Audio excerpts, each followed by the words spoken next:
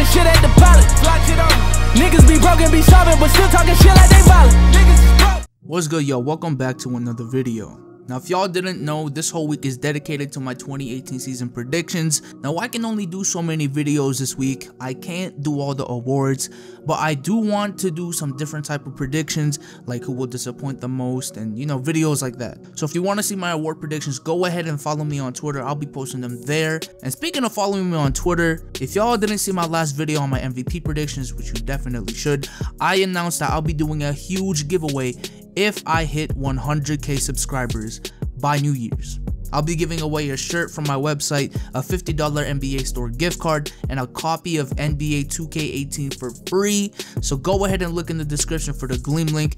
And you know, I'm just saying, subscribing gives you 10 entries, so there's that. Hey, but with that being said, here are my mock playoff seeding predictions for the Eastern Conference this year. Number 8, Detroit Pistons. At number 8, we have the Detroit Pistons. Now, around 2 seasons ago in 2016, the Pistons were looking very promising, giving the Cavs a solid fight for 3 quarters every game, even though they got swept. They had young pieces. Reggie Jackson was looking very promising, Marcus Morris as well, but last year they had a down year due to injuries and players simply not stepping up like they were expected to. While the Pistons did trade Marcus Morris, a key part of that 2016 team, they did get an All-NBA defender and a great two-way player in Avery Bradley to pair up with Reggie Jackson, who should be healthy this year.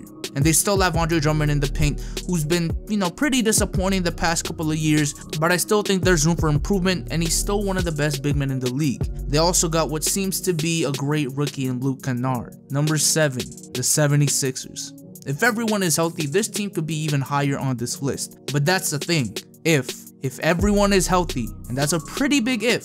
Embiid has already said he's not going to or plan to play all 82 games, and while Ben Simmons and Markelle are nice, they are still rookies that need to adjust to the NBA scene, and without Embiid, they are not a playoff team. But if Embiid can play even just 60 plus games this year, they should be able to make the playoffs with the offseason acquisitions they made. But those 10 to 15 games we expect him to miss will hurt the 76ers standing wise. Number 6, Miami Heat. So Miami didn't really make that many offseason moves this offseason, aside from signing Kelly Olynyk and Bam Adebayo. But based on what we saw in the second half of last season, all they need to do is do what they did consistently, and they should be fine.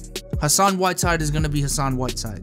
Goran Dragic was really underrated last year. And Dion Waiters, while I don't believe in all the hype around him, he's a very solid shooting guard that can give you buckets. James Johnson is very solid as well. Kelly Olynyk should provide more spacing. Josh Richardson is also a nice piece. They have a lot of solid players. Number 5, the Milwaukee Bucks. I know a lot of people are really on that Giannis hype train, and really so am I. But I just don't think his performance individually, at least this year, will necessarily translate to enough wins to give the Bucks one of the top seeds in the East, at least compared to what I have above the Bucks. Jabari's injury is still very questionable. I don't think Brogdon will improve by much, even though he was the Rookie of the Year last year. Thon Maker might be this team's X factor, but I don't think this season is a season he makes that leap, if he even does. Chris Middleton is a nice piece, however, you know, I'll give him that. But I just don't like the lack of spacing on this team without Jabari from top to bottom, and I think it will cost them some games. But here's the thing, I think record-wise, the difference between the 3 seed and the 5 seed will only be like 1 to 3 games anyways. Number 4, Toronto Raptors. Yeah, I know. The Raptors above the Bucks? I know they're a bunch of chokers, and yes, there's no argument there. But that's in the playoffs. We're talking about the regular season here, and the Raptors still have some of the most firepower in the conference. Kyle Lowry, DeMar DeRozan, Serge Ibaka, and I think Norman Powell is also a sleeper for most improved this year. They have a great coach in Dwayne Casey, at least in the regular season. They have continuity. They have a decent amount of spacing on their team, but like I said, the gap between 3 and 5 is really small. And to be honest, I've heard that they're trying to change their game plan this year, which might give them more losses because of the experimentation. So I wouldn't be surprised if they're lower, but until further notice, I still have them at 4. Number 3, the Washington Wizards.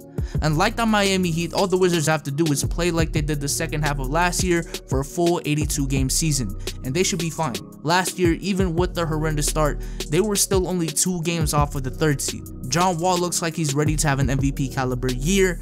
Not my pick if y'all saw my last video, but he should put up some insane numbers this year. Bradley Beal is still a walking bucket. Otto Porter should show some improvement and should be motivated by that new contract. Markieff Morris is still a boss, and same with Gortat. They also made some minor upgrades to their bench, which was their biggest weakness last year, and that should come a long way with the improvement of Kelly Oubre. They should be really deadly this year. Number 2, the Cleveland Cavaliers.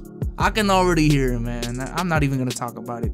Look, they may be the best team in the East, but this list is solely based on regular season record. And if history tends to repeat itself, and if the Cavs still think it's a good idea to run autopilot mode in the regular season, even though they develop bad in-game habits that will hurt them in the playoffs, I wouldn't be surprised if they, like every year, take it easy in the regular season again. However, even with them being on autopilot mode, they're so good, they're still probably only gonna be a game or two off of being the first seed. And also, if LeBron's really gunning for that MVP this year, which there's a possibility he might actually go all out and lead the Cavs to 60 wins, which the team is definitely capable of. And if that's the case, then yes, the Cavs are the 1 seed. Number 1, the Boston Celtics. And finally, my Boston Celtics. Yes, if the Cavs do take it easy, which is what I'm projecting, I do expect the Boston Celtics to once again get the first seed in the Eastern Conference. They have the firepower to do it with 3 top 50 players in Hayward, Horford, and Kyrie. They have one of the best coaches in the league in Brad Stevens. In my opinion, an extremely underrated bench with guys like Marcus Smart on a contract year, Terry Rozier, Jason Tatum, and if he's starting, Marcus Morris, some sleeper players like Aaron Baines, Daniel Tice, and Yabusele. And the chemistry problem, yes, that will be an issue. But I think this team has better chemistry than people think out the gate because they know what they expect from each other. And especially if that boy Jaylen Brown can be more of an offensive threat this year, combined with his capability on the defensive end. Look, man, I ain't saying nothing yet, but you know, I'll wait. Hey, but with that being said, I'm gonna try to get the Western Conference mock standings up tomorrow, if not the day after. But with that being said, I hope you all enjoyed this video. Go ahead and check the description for the GLEAM link, and I am out. Peace.